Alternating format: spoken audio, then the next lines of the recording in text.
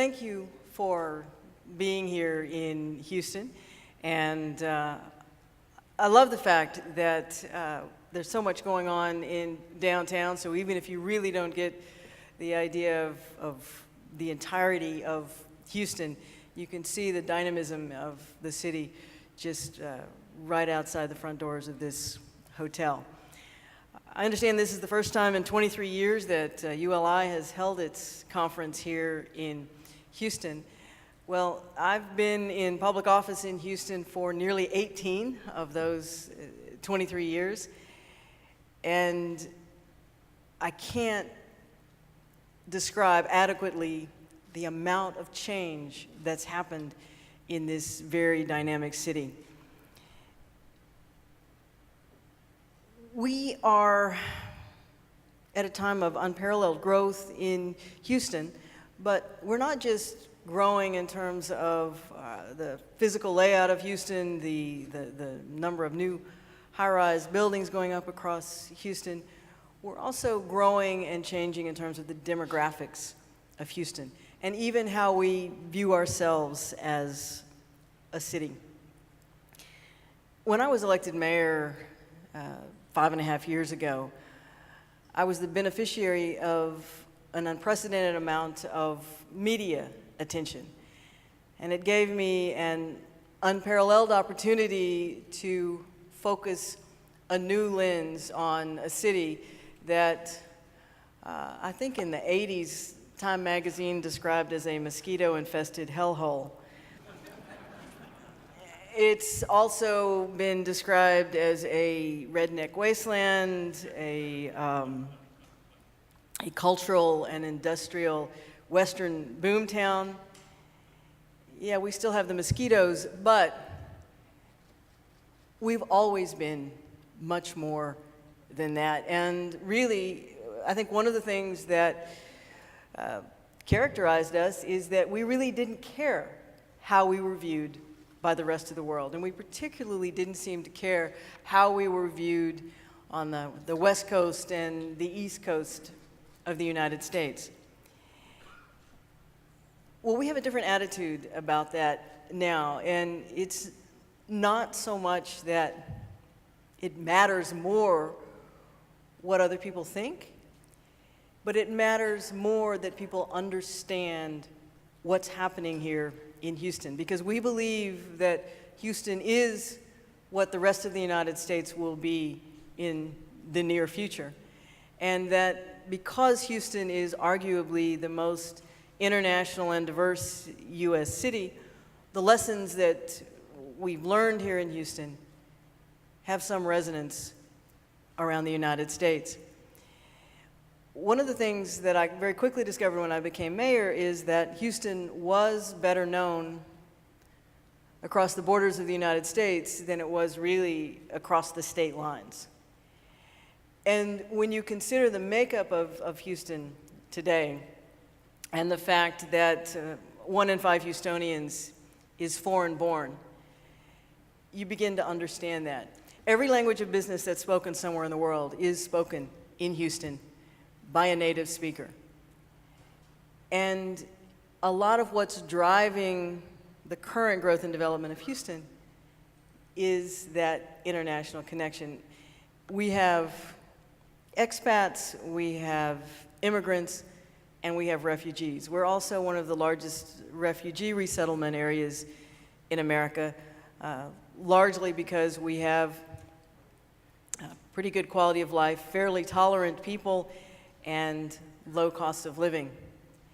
But it doesn't just happen that you put a lot of different people together and they get along. There's something about the mindset of Houstonians and the fact that we continue to attract some of the best and brightest from across the globe and across the United States to Houston fuels that. We believe, and it's almost in our DNA here, we believe that if you are willing to prepare yourself, work hard, that you can succeed in Houston. That we've always been a place where dreamers have been able to put their dreams into reality. If you can imagine the concept of dreams that are rooted in common sense and hard work, Houston is that place. Now, there is one thing that people have said about Houston over the years, and as an attendee at various mayors' conferences and other functions, everybody wants to talk about the fact that Houston is an unzoned city, the largest unzoned city in America. We're referred to as an unzoned city as if that's like, oh, don't talk about Houston in front of them, they're unzoned. As if it's a terrible thing. It does cause challenges from a governmental standpoint, but I think our success speaks for itself. But just because you don't do zoning doesn't mean that you shouldn't be doing planning. And one of the things that I have begun under my administration, and I think it's actually, frankly, long overdue, is that we are creating the first general plan for the city of Houston. And it's not that we haven't ever done planning, but we just never integrated the various plans together.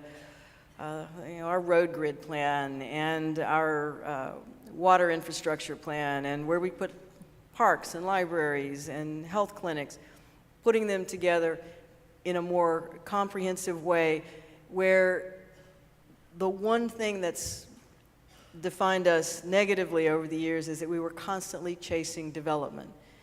By creating a general plan, we hope to be able to work with development, to be able to keep pace with development, and maybe incent development in places where we need it, and help guide it a little bit in places where it's going to happen. I know that Houston is a little bit different, but every city has its own unique character and flavor and the things that are touchstones for its population. But I also know that the one thing in government that makes it fun is that when we steal from each other the best ideas, it's not stealing, it's called best practices. And I look forward to the opportunity to share what works here, what doesn't work here, to learn and share and grow from what's happening in other places across the United States. But I also look forward to formally introducing you to my hometown. And whether you want to spend all day in Houston and speak Spanish, of course, or Hindi or Vietnamese or Korean, which you could do,